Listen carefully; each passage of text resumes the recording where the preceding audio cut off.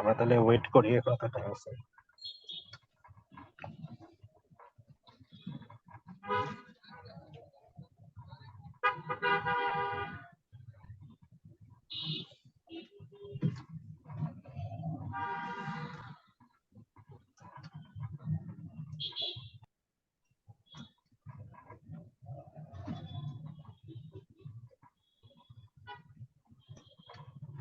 Anika? Shall I start? Yes. Okay. Just waiting a minute because participants Cholo John. Fine. হ্যাঁ আনিকা, আমার মনে হয় রেকর্ডিংটা আরেকটু পরে স্টার্ট করতে পারো না? Okay. Record. Okay. Good evening, everyone. Welcome to the monthly webinar series of RAPID. We have with us today Dr. Muhammad Abu Yusuf, Executive Director, RAPID, Dr. Muhammad Din Islam, Research Director of RAPID. He will be moderating the session today. And as presenters, we have Ms. Afsarat Tasnim, Research Associate of RAPID, and Dr. Muhammad Abdul Khalek, Associate Professor, Department of Development Studies, University of Dhaka. And as discussant, we have Muhammad Rabiul Islam Robi, Consultant, Asian Development Bank. So I'd like to ask Dr. Muhammad Abu Yusuf to share some introductory remarks, and then we'll proceed to the main session. Welcome, sir. Thank you, Anika, and welcome you all to this monthly webinar series being organized by RAPID. So this is our second webinar series in this year. We would like to continue this. Basically, the main objective is to enhance capacity of the young professionals. Though one of our, we tried to make a combination a bit mid-level and junior. So we invited Dr. Khalek, though he has a long experience, research and teaching experience, but we tried to make a balance with the senior and junior presenters. So I think there are two important issues are going to be presented today. One is on a minimum wage, and every I think 3, 4, 5 years in Bangladesh, the minimum wage board is being declared, and there are more than 40 minimum wage exist in Bangladesh. I think this paper particularly addressing the leather sector.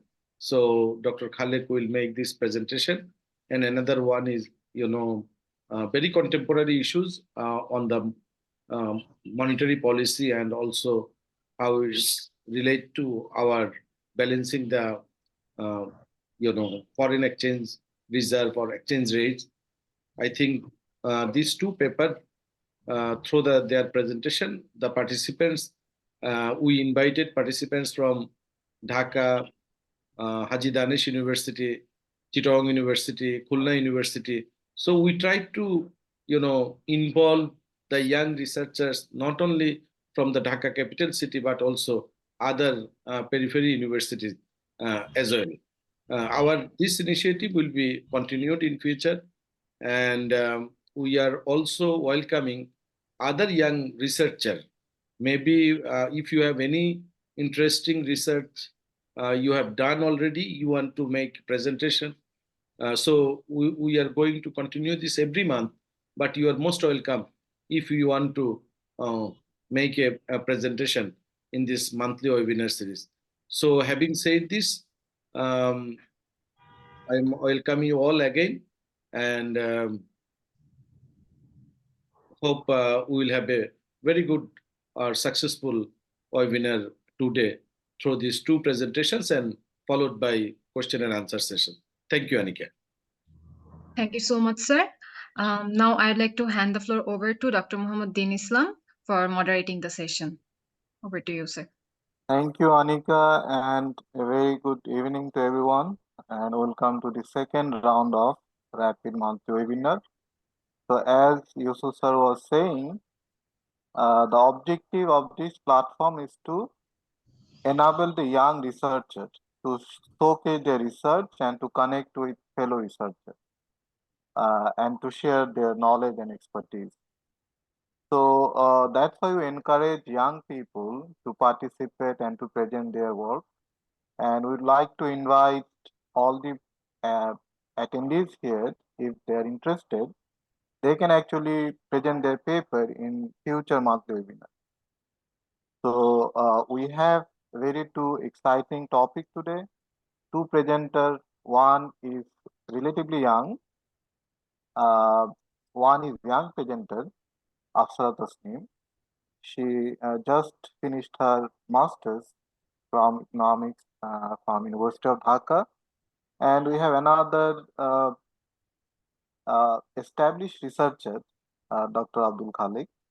And we would also like to learn some new stuff or some new ideas or topic. That's why we are trying to make some combination of young and someone who knows the field. So today we are going to start from the young researcher, Afsara Tasneem. And each presenter will have 20 minutes to present their paper. And once we have two presentation, then our discussion, Mr. M.D. Robiul Islam, Robi, who is a consultant at Asian Development Bank, he will share his opinion and his thinking on these two presentation, and then we'll open the floor, and we encourage everyone to ask questions and to engage in the dialogue. So without further ado, I would like to invite Afsara Tasneem to present her paper in next 20 minutes. Afsara. Assalamu alaikum, sir. I'm Afsara Tasneem. I have completed my honors and masters from University of Dhaka in economics. At first, I would like to thank Rapid for giving me this opportunity. I am sharing my screen.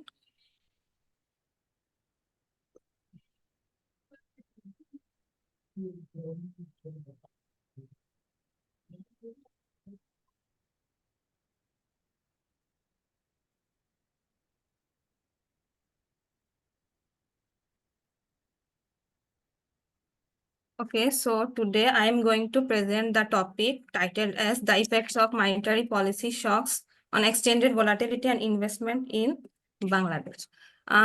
Background and objective. A well-functioning monetary transmission mechanism influences the overall stability of the economy by affecting interest rate, credit availability, and investment, which has a further impact on economic growth. The interaction between monetary policy, investment, exchange rate has drawn significant attention in the field of economics. Sudden and unpredictable movements in currency exchange rate creates uncertainty both for domestic businesses as well as for international businesses. If monetary policies fail to generate stability in the exchange rate system, investors might be concerned about the government's ability to manage the economy. In recent times, the Bangladesh Bank has been maintaining a low level of interest rate, for example, 9% interest rate cap on loans to stimulate investment. So such a prolonged period of low interest rate might create exchange rate expectation among investors and foreigners in future. As a result, investors seeking higher returns will wait for market adjustment for more favorable exchange rate. If the central bank allows it, then the result would be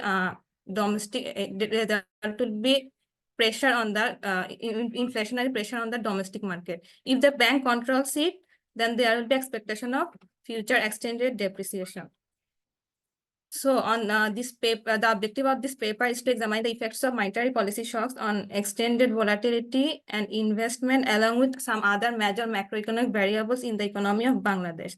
So our study uses two monetary policy variables. One is bank lending rate and another is broad money, which is measured as money supply.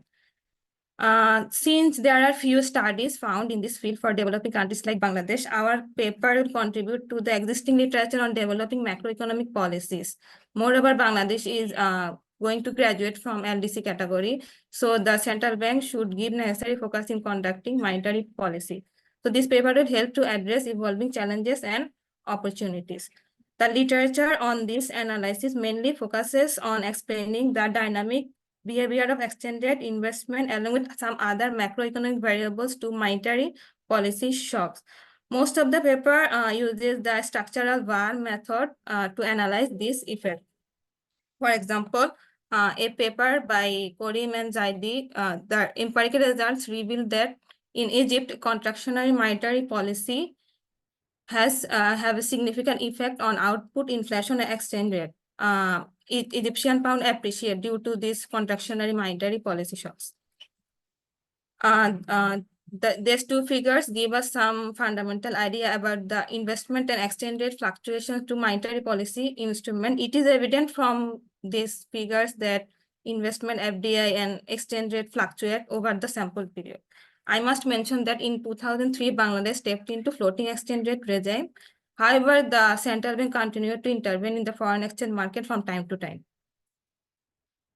So we have collected data on investment, FDI, exchange rate, along with some other major macroeconomic variables such as real GDP, real consumption, export, and spanning from the period 1986 to 2022. This figure, the figure shows some graphical representation of our time series data. It is evident that real GDP components such as real GDP, real consumption, investment, and export show a consistent upward trend. And also CPI, a measure of inflation, also shows an upward trend, which is contributing to inflation. The growth of FDI started after 2000. At the beginning period of floating exchange rate were less volatile. However, the value of taka has been depreciating over the time. Since we are dealing with time series variable, the data have to be stationary. So the paper will conduct augmented decay Fuller unit 2 test for stationarity empirical model. This paper will use a structural vector autoregression model to examine the effects of monetary policy shocks on exchange rate volatility and investment in Bangladesh. Before proceeding to the VAR model, let me clarify what is VAR model. An autoregression implies a regression of time series that relies on lagged values of itself. VAR, which was proposed by Sims, is a key econometric tool to summarize the macroeconomic time series. VAR has been applied to study the effects of monetary policy shocks. So this is the pre-order VAR model, VAR-P.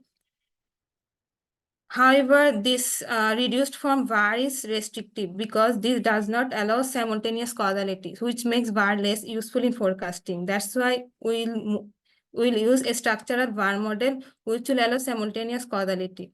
So this is our short-run structural vector autoregression model. In a short-run S-bar model, we obtain identification scheme by imposing theoretically motivated restriction on a non-singular matrix A and B.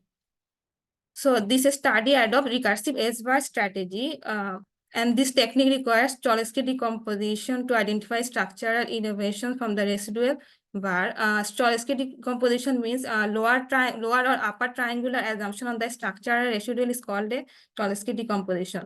And this is our ordering of bar. Here we put real GDP on the top order. So this is going to be the most exogenous variable, and monetary policy variable money supply has been kept at the last. So it is the most endogenous variable. So this is our contemporaneous B matrix. Here the first row in this system represent the real GDP as an exogenous shock.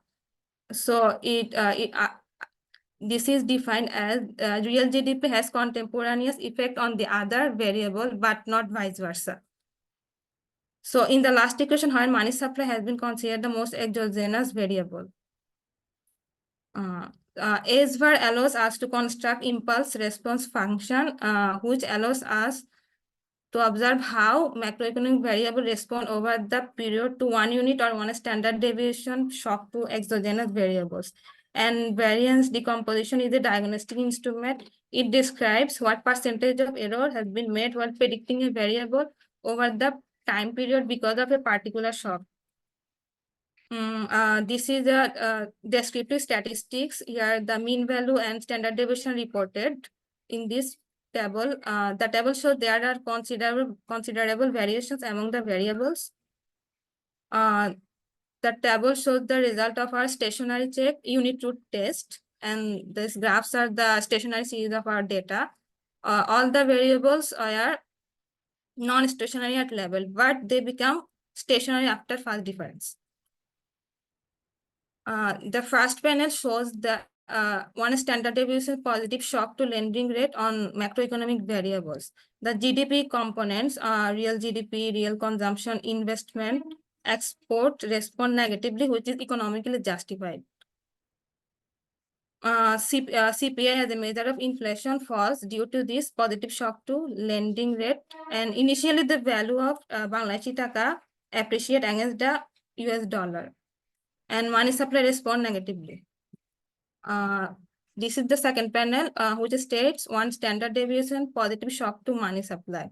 Here also the GDP components, real GDP, real consumption, investment, exports respond positively to this money supply shock. And CPI measure of inflation increases. Lending rate respond negatively, and the value of taka depreciate due to this positive shock. This is the variance decomposition of investment. The result shows that more than 91% variation in investment is driven by the shocks to the investment itself in the short run. However, consumer price index, interpreted as a measure of inflation, is the most influential factor, which explains 15.16% variation in the investment in the long run. And extended become the second most effective variable in explaining variation in investment. Table 2 is the variance decomposition of FDI. Here, investment became the most effective one to explain the amount of variation in FDI, which is more than 26%. This is the variance decomposition of exchange rate. Here we can see that investment has the most contribution to extended fluctuation, which is above 29%. Shock on the lending rate and money supply account for only 4.95% and 2.09%. So these results also ensure that various other factors are responsible behind the fluctuation in extended volatility and investment. So in a developing country like Bangladesh, proper management of conducting monetary policy has become more complex due to the banking sector's internal issues. Since our results show that an increase in interest rate has a negative impact in investment, but high inflation can be controlled. So there is a trade-off for the central bank, given that there is high inflation for a long period, which means inflation is rising. As a result, the use of fiscal incentives such as tax breaks or tax holidays would be effective in stimulating domestic and foreign investment while using tighter monetary policy to control inflation. Understanding how changes in monetary policy instruments affect broader economic make policymakers make informed decisions. Thank you. So this is all. I hope to get some valuable feedbacks from here. Thank you so much, Afsara, for your timely finishing the presentation.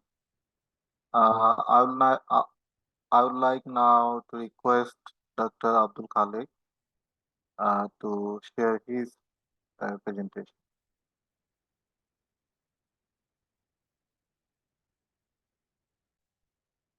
So thank you so much. I think you can hear me. Yes, we can hear you. Okay, so please, can you allow me to share my screen? Sir, you can share your screen. Okay, host disable participant screen sharing. So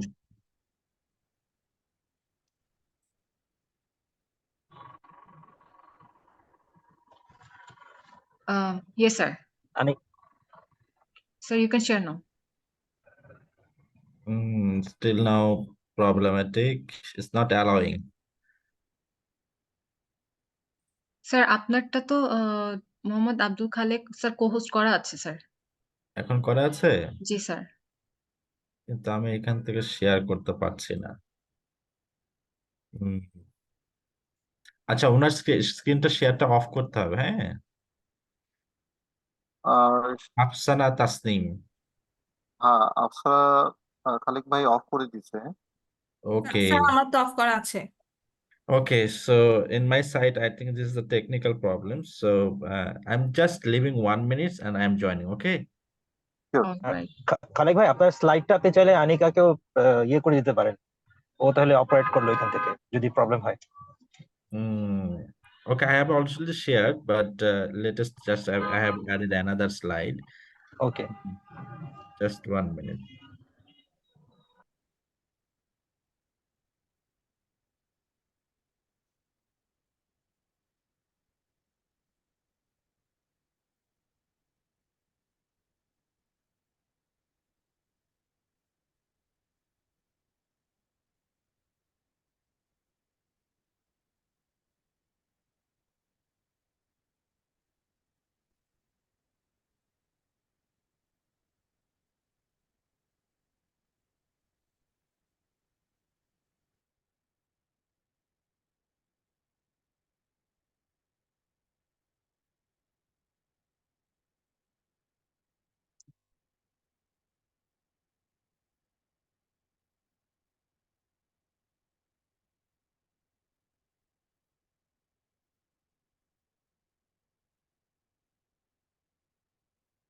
So sorry.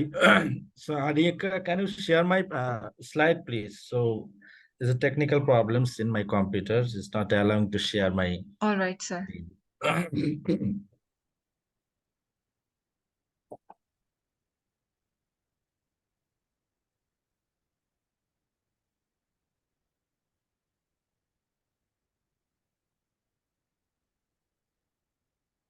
Have you shared the screen?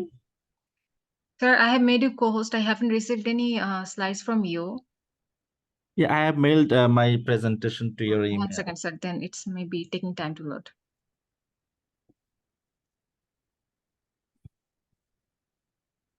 Yes, sir. I have received it.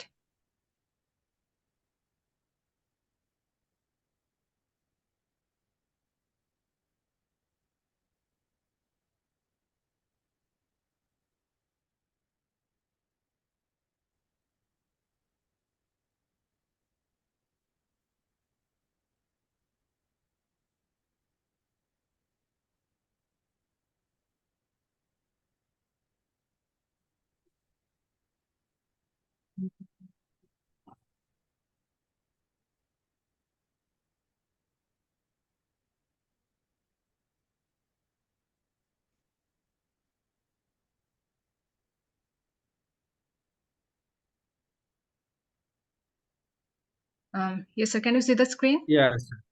Yeah, it's fine. So thank you everyone for giving me the opportunity to present our research in this platform. And it is a pleasure for us to share our research findings. So we have worked on minimum wage in Bangladesh, awareness and impact, a case of leather sector. I and Dr. Abu Yusuf, we have jointly worked on this content. So this has been done based on the leather sector. All right. So, Bangladesh economy is basically concentrated on the several sectors, particularly from the external sectors. The RMG sector has the major dominance in the export basket.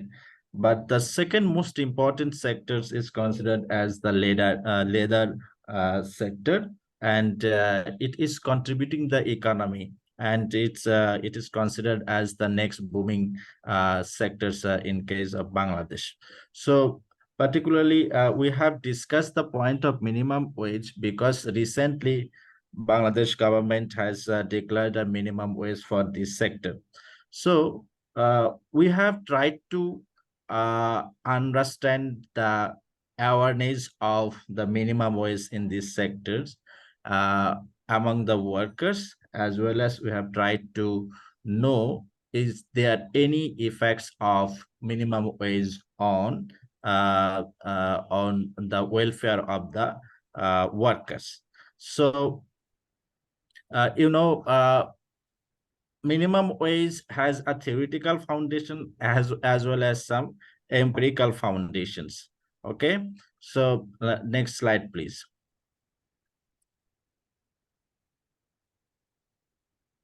Okay, so we have just tried to show the current wage structures of the workers in these sectors and the minimum wage structures of the workers in this sector. So is there any difference or not? Are the workers aware of the minimum wage or not? And then we have tried to show the effects of the minimum wage on the welfare of the workers. Particularly, we have tried to know the effect on the poverty status of the workers. Next slide, please. So we have mentioned that we have just tried to understand, is there any difference between the actual salary they receive and the required amount of money that has to be shifted to the workers as the minimum wage. So we have tried to test this. Then we have tried to know, is there any effect of partial or full wage minimum wage policy on poverty or not? Next slide, please. So let's have a discussions on the theoretical consequences of minimum wage first. So theoretically, as you know, that in the labor market case, if the government allows us to impose a minimum wage, that creates an unemployment situations. So we can discuss this situation in two stages. And in the first stage, the first diagram, you can see there is no minimum wage, and the wage is determined by the intersections of demand and supply of labor. And in the right side graph, we have used the same demand and supply structures, but allowing a minimum wage. So minimum wage is set above the market clearing wages, and you can see from the diagram that it creates an unemployment situations, and it creates a debt loss to the society as well. So in the empirical case, such kind of the presence of unemployment is little bit different scenarios is observed. For example, Card and Krugers have shown that the effects of minimum wage on unemployment is ambiguous. Particularly, they have taken examples from various industry and tested this result.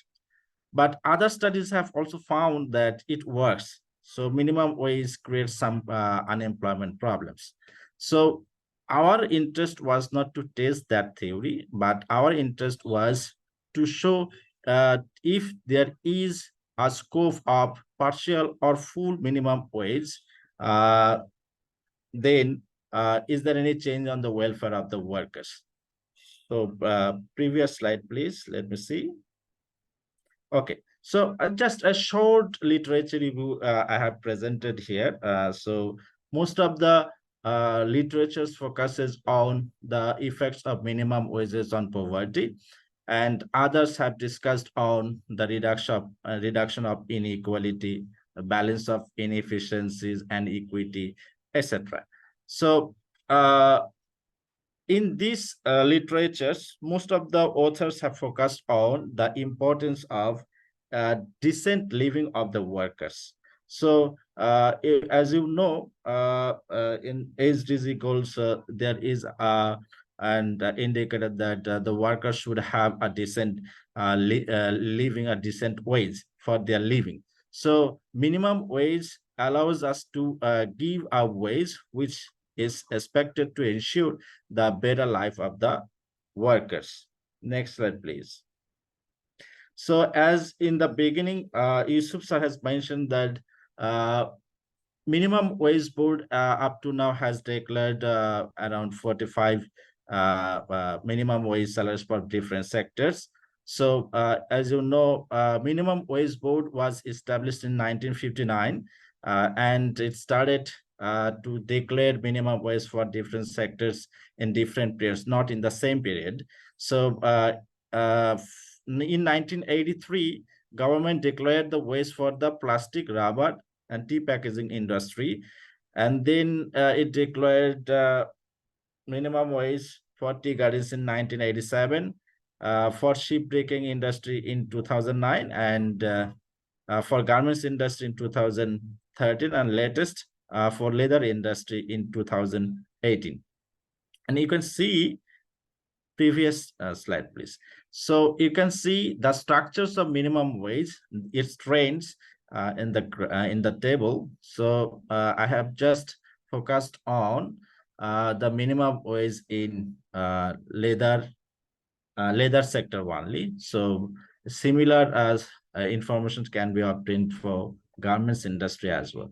So from this diagram, we can see that minimum wage has increased. There is a linear, there is an upward trend in minimum wage for both skilled and semi-skilled workers. Okay. Next slide, please. So the minimum wage scale has brought four categories, 4 items. Minimum wage consists of 4 items. It consists basic salary, it consists house rent, it has medical allowance, transport allowance. So for the first category, for grade 1, the minimum wage is set as in total 25,400 taka. For grade 2, it is 21,150 taka, and for grade 3, it was 17,920. For grade 4, it is 15,710, and grade 5, it is 13,500 taka. Next slide, please. So we have tried to know the relationship between minimum wage and welfare through this framework. So it is expected that if workers get their desired salary, so that will help them to be satisfied at their job and reduce the turnover intentions, and ultimately that will affect the quality life of the workers. Next slide, please. So to show this relationship between minimum wage and welfare of the workers, we have used primary data, and the data has been collected from leather sector workers. We have conducted a survey on workers in 2022, and there were 120 workers. Of them, 92 were male and 18 were female. And 71% of workers have some sort of primary and upper primary level of educations. 77% have at least 4 years of job experience. 72% of the workers live in rented house, and the average monthly income of the workers was around 14,021 taka, and 69% of the workers have to perform an overtime work. Next slide. Thank you. So what is the understanding of the workers about the minimum wage in this sector? So we have used 2 methods to understand the natures of the pattern of knowing minimum wage in the sectors. First, we have taken the perceptions of the workers about the understanding of minimum wage, and then we have estimated the understanding of minimum wage. So 61% of the workers mentioned that they do not get minimum wage. So they have the understanding what is the level of minimum wage for their workers. So they perceive that 61% of the workers perceive that they do not have the minimum wage. On the other hand, the estimated figure shows that 89% of the workers do not get the full minimum wage. So we have estimated in this way. We have the actual salary received by the workers, and we have the threshold value obtained from the minimum wage scale just we have mentioned earlier. So we have just take the difference between these two. So if the workers get lower amount than the declared value, so we have mentioned that the workers did not get the minimum wage. So according to this rule, we have found that 89.2% of the workers do not have any minimum wage facilities. So the components of the minimum wage, we have tried to get the understandings of the workers. So 24% of the workers mentioned that they have house rent facilities in their salary. They get 12.5% get medical allowance, 22.5% get transport allowance. Okay, whereas it is expected that all the workers should get those facilities. They should get house rent facilities, medical allowance, and transport allowance. As you can see in the previous slide we have showed, each of the workers should get at least 600 transport allowance. So all the workers receive their salaries in cash, hand-to-hand transfer. They mentioned 93% of the workers said that they get the salary in cash, and the rest of the workers mentioned that they get their salary in accounts. So 42% workers mentioned that wage increases each year. As per regulation, as per minimum wage policy, wage should increase in each year. So here we can see only 42% workers mention that wage increases every year. So there is a lack of the implementations of minimum wage in this sector. Next slide, please.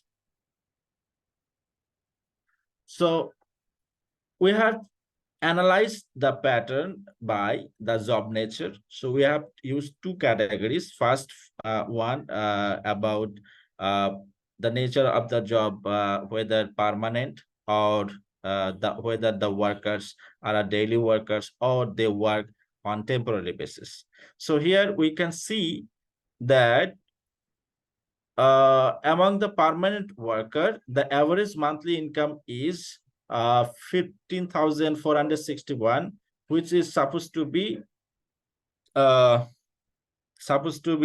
per minimum wage policy by 25,400 taka. So we can see there is a gap between these two income. So actual income and the declared income. And if you can look at the p-value against the current wage and the minimum wage in the lower section of the table for the grade 1, grade 2, and grade 3. So you can see for the first two categories, first three groups, the gap between actual salary and the minimum wage salary is significantly different. That means we found that workers get less salary than the declared minimum wage. However, for job grade 4 and 5, we did not find much deviations between the salary received and the salary to be disbursed according to the minimum wage policy. So we have seen that workers have, most of the workers do not have access to the declared minimum wage. They have lower income than the declared income, as well as we can see that their actual income is much lower than their expected income. And now we want to see whether this minimum wage has an effect on the welfare of the workers. We have used poverty measures as the indicators of the welfare of the workers.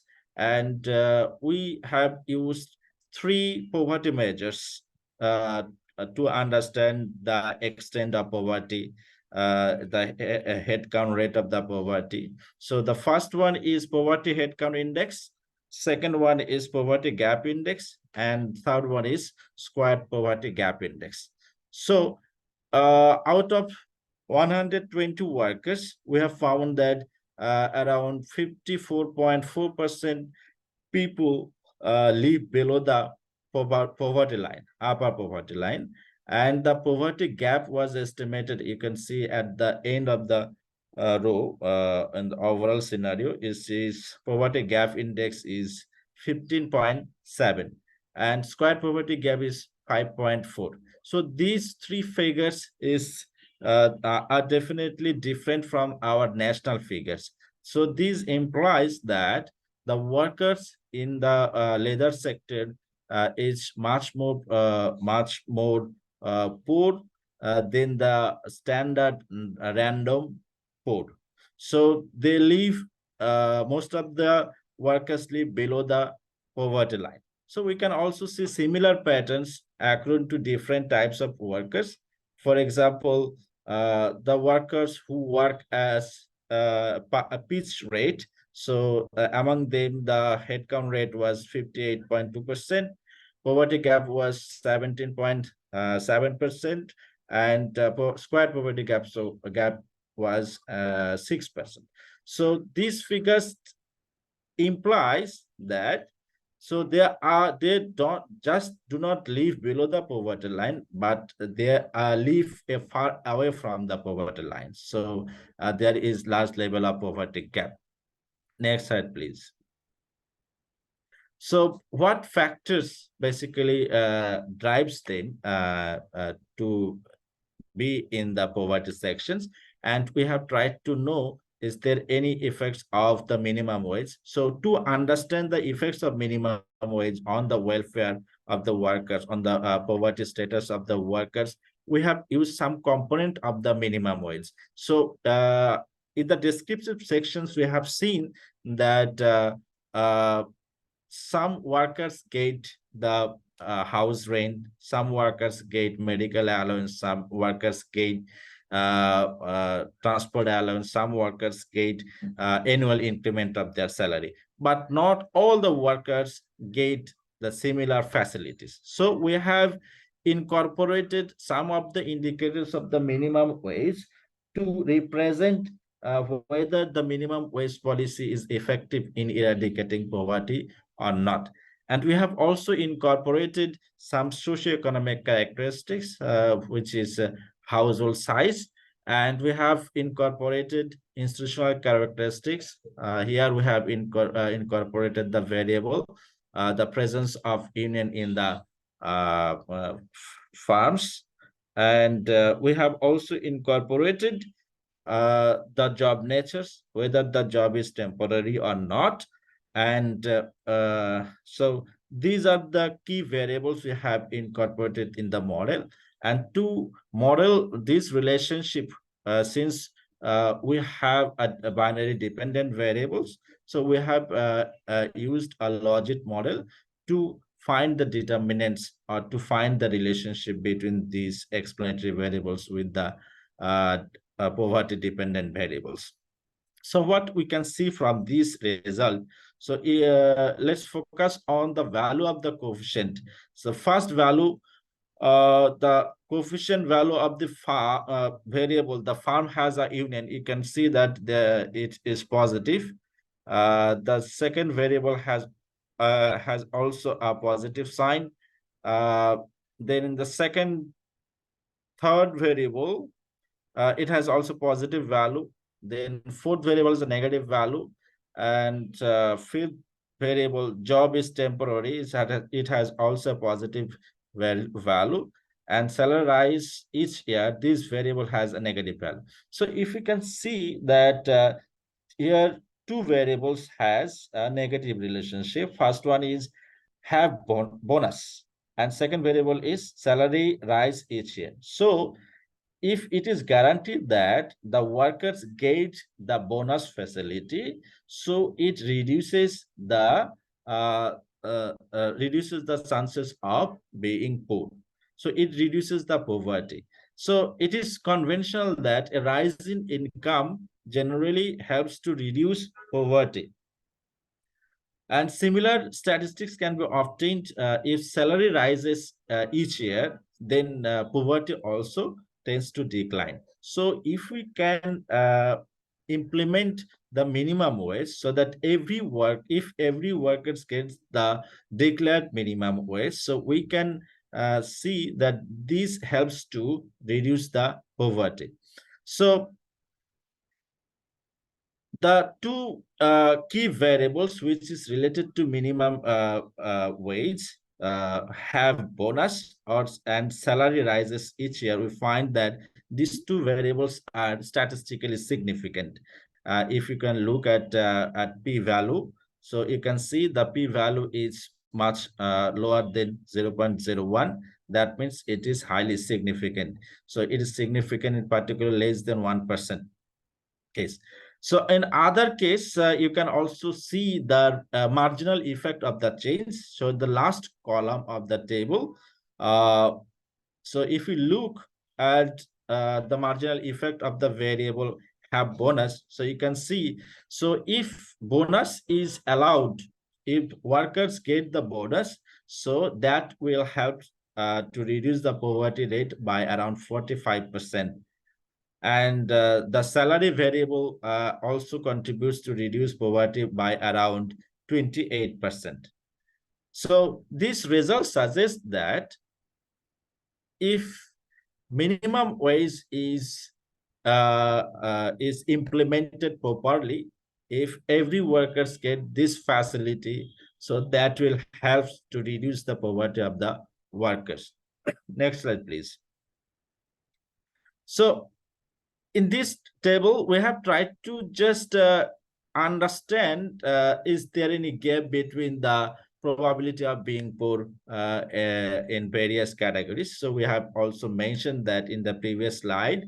So we Alek have bhai, seen. sorry to interrupt. Please finish in next 2 minutes. Thank you. Okay, thank you. So we have shown that have bonus variable shown that the gap between probability of being poor is found around 0.13, and the gap is found statistically significant if you look at the variable 0.03 p-value. So this indicates that the gap between these two pattern, so whether the workers receive bonus or not, so by this status the probability of being poor changes, and the gap between these two is statistically significant.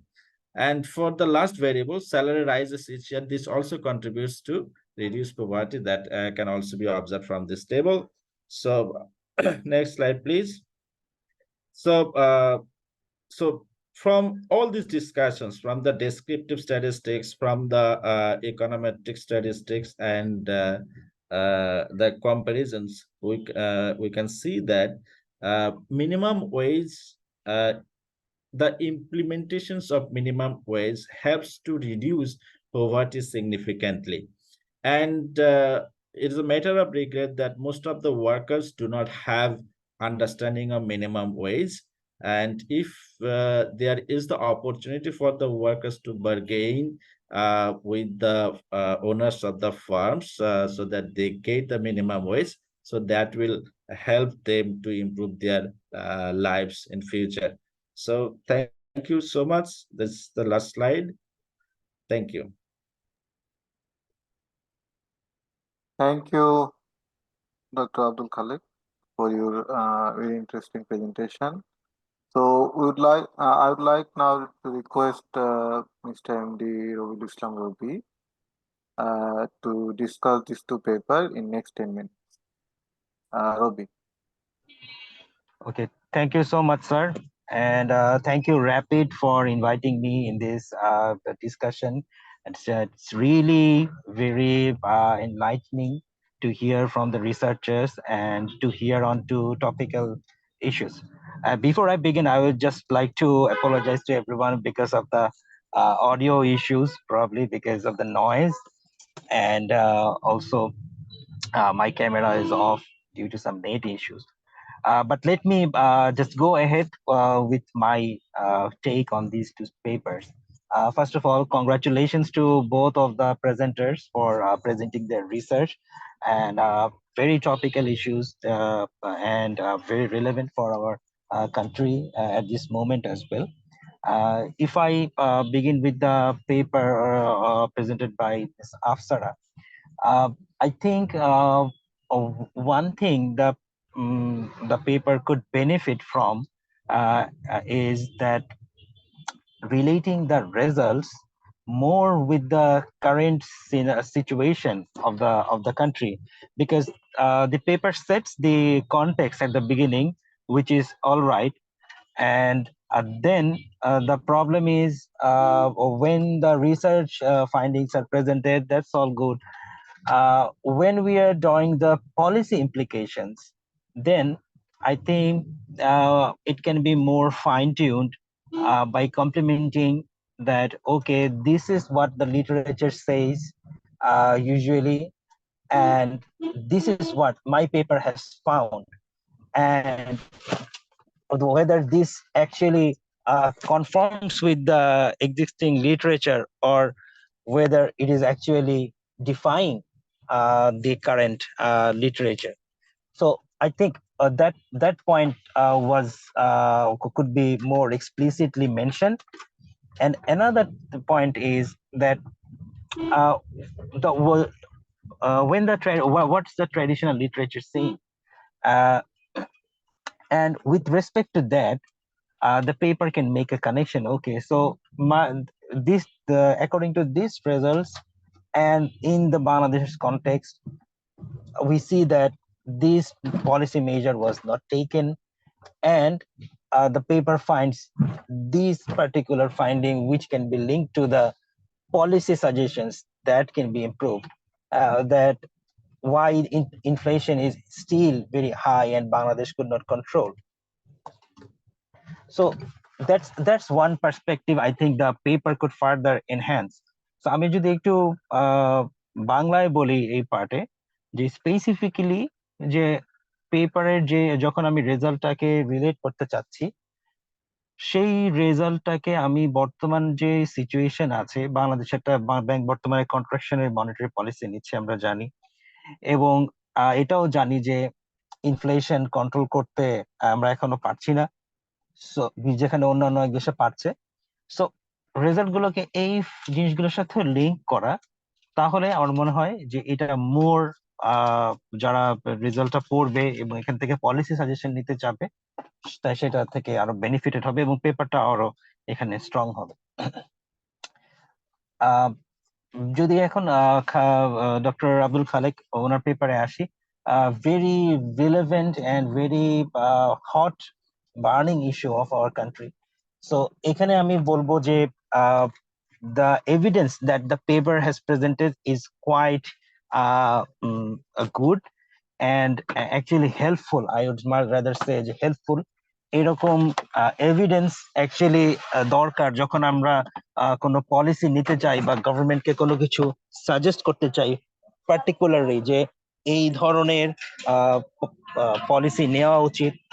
আমরা জানি যে leather sector নিয়ে অনেক ধরনের প্রত্যাশা আছে, অনেক expectations আছে যে এটা সেকেন্ড আমাদের হাইয়েস্ট এক্সপোর্ট আর্নিং সেক্টর এবং আরো অনেক পটেনশিয়াল আছে, কিন্তু লেবার রাইটস একটা বড় ইস্যু যেটা আমাদের দেশে আসলে মানা হয় না ঠিকভাবে।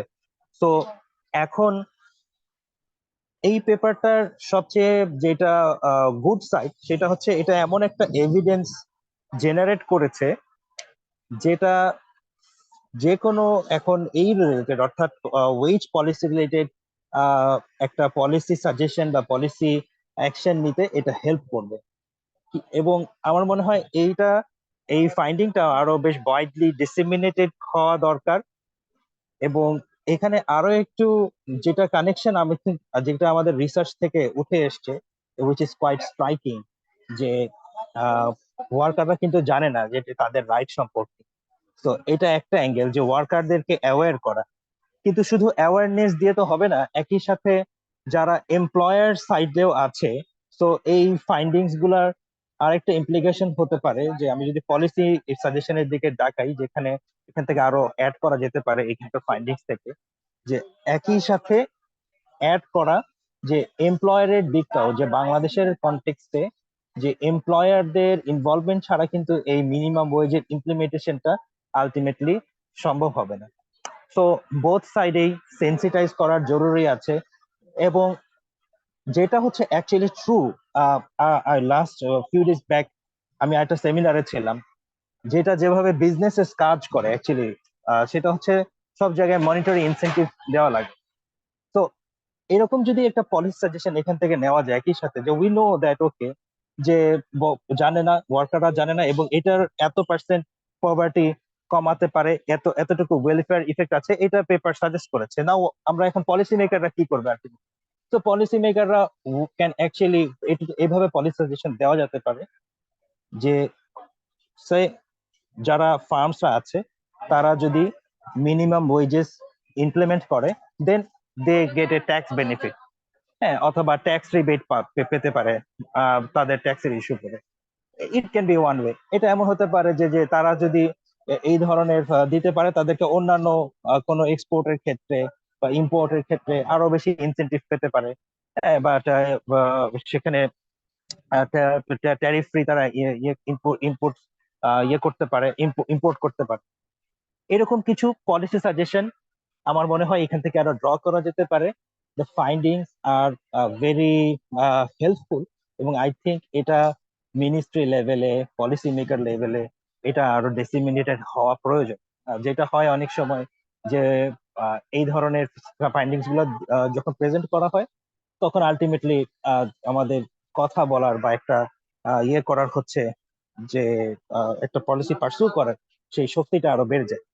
So these are my few perspectives on this, and I would like to congratulate again the authors and the presenters, the research team for their research, very relevant findings, and I think the results should be also disseminated widely. Thank you so much, Dean sir, and the Rapid team and everyone in this webinar. Thank you so much. Thank you, Robi, for your useful comments on these two papers. So, I would like to open the floor. Please, if you have any question, it would be useful if you can raise your hand, and then we can allow Sriali to ask a question to both or one of the presenters.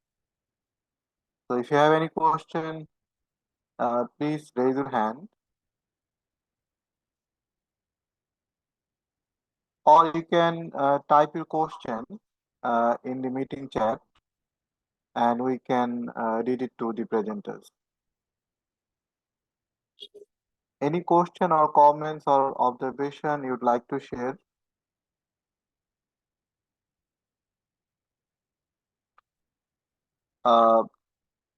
While you are thinking about your question, let me give my perspective, my observation, especially on the second paper presented by Dr. Abdul Khalik. It's a very interesting topic, it's a very relevant topic, but I think few things should be more clearly mentioned. I guess it is mentioned in the paper, but I guess it's not present in the presentation. So I'm just not sure about the minimum wage you are talking about. Is it the government announced minimum wage or your estimated minimum wage? So and the knowledge about minimum wage, is it about the government announced minimum wage or the minimum wage they should get according to your estimation? So that's I think is very useful if you just mention it at the beginning of presentation that how do you what is your minimum wage? Is it the government announced for the sector or is it your estimation? Because in your presentation you said that there are like different minimum wage for different grade of workers. So does government announce minimum wage for each grade of workers, or is just one single minimum wage for the whole entire sector? And also, result is very interesting uh, because we found that bonus and bonus especially can lower the incidence of poverty and can increase their welfare. But overtime work or the union membership have the opposite impact, even though they are not statistically significant, but they are positive. So my question is, bonus supposed to be one time or two time? Uh, I'm not sure about what bonus you're talking about. If it is each bonus, then it would be two times per year. But overtime is something like they work every day or every week, every month. That regular payment has positive impact. I mean, increases their poverty, but the one time or two time payment reduces their poverty. So that's, I think, should be investigated more. Why is the reason? And also, union member, uh, it should have the negative impact on poverty. It should lower the poverty, but in your results, it's actually increasing poverty. So it's the whole idea is it's not actually working. Your sample, I think this should be investigated further. If you want to explain your result, regression result especially, in a more causal way. Yeah, so these are my few observations. Yes, if anyone else has any question or observation, please you can type it in the meeting chat, or you can just unmute yourself and ask the question to any one of our presenters today.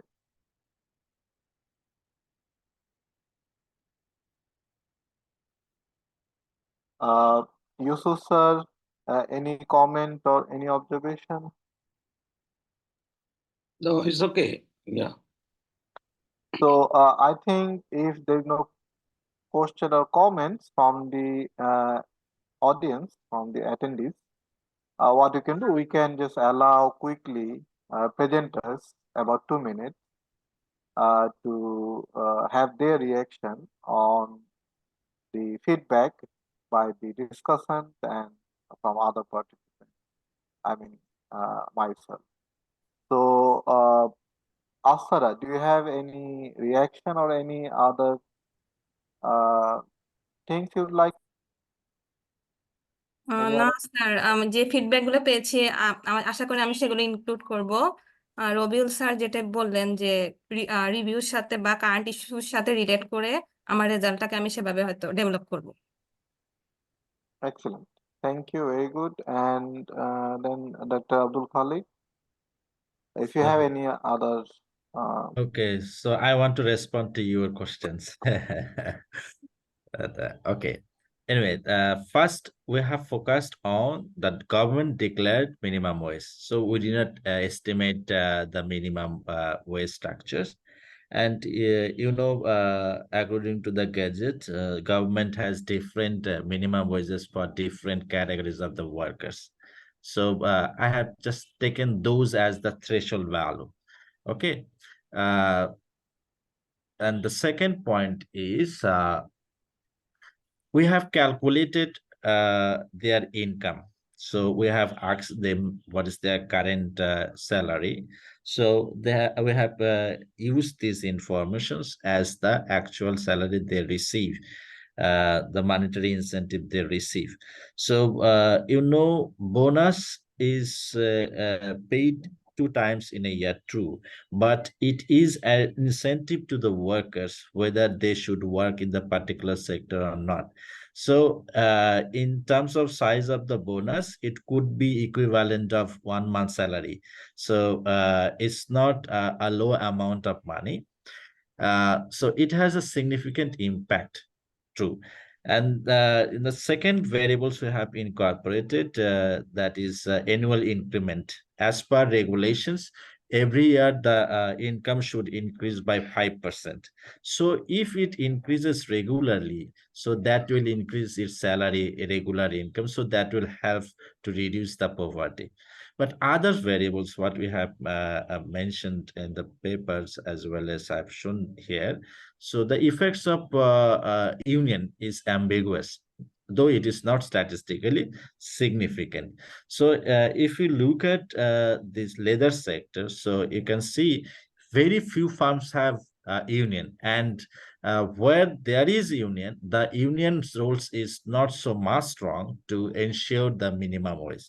That's why I think the effects of union is not found significant. Okay. And for audience, already this paper has been published in Asian Development Policy Review. So anyone who is interested to know about the details of the paper, they can go to the Google Scholar and search this title and they get it. So this has been published in 2023 in the last December. Okay, so it is available online. And thank you so much for the audience for hearing this research presentations.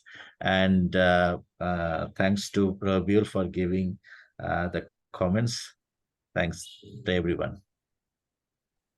Thank you very much, Abdul Khalik Bhai, for your response, and congratulations, you got it published.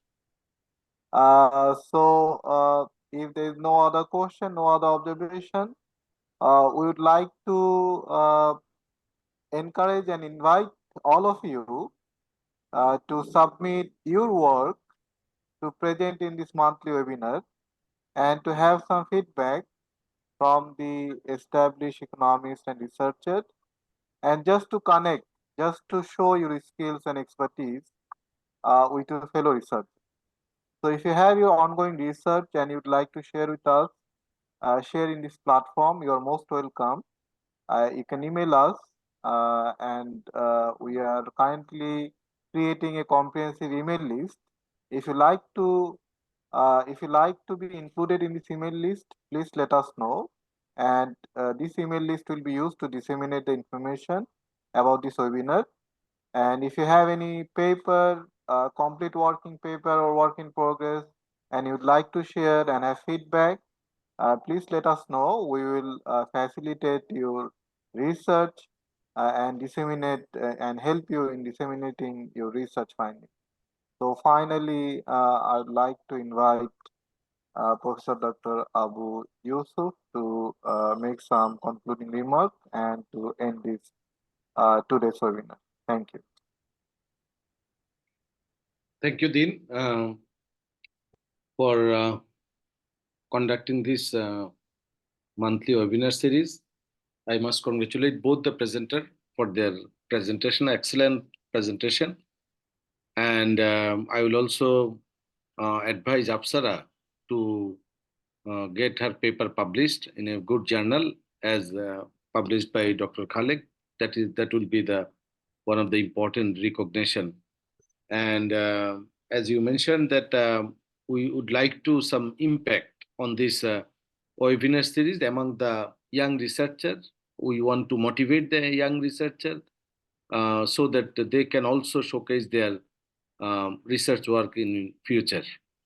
So having said this, and I must give a big thanks to all the participants. I know there are some participants from outside Dhaka also. They participated, though it is online, but I am really grateful to all the participants for their participation. Anika, thank you so much to organize such event, and also thanks to Shahidul for giving the necessary assistance. Thank you so much for your passion's participation. Thank you. Thank you and good night. See you in our next month's webinar. Thank you. Thank you, everyone. Thank you, everyone. Bye-bye.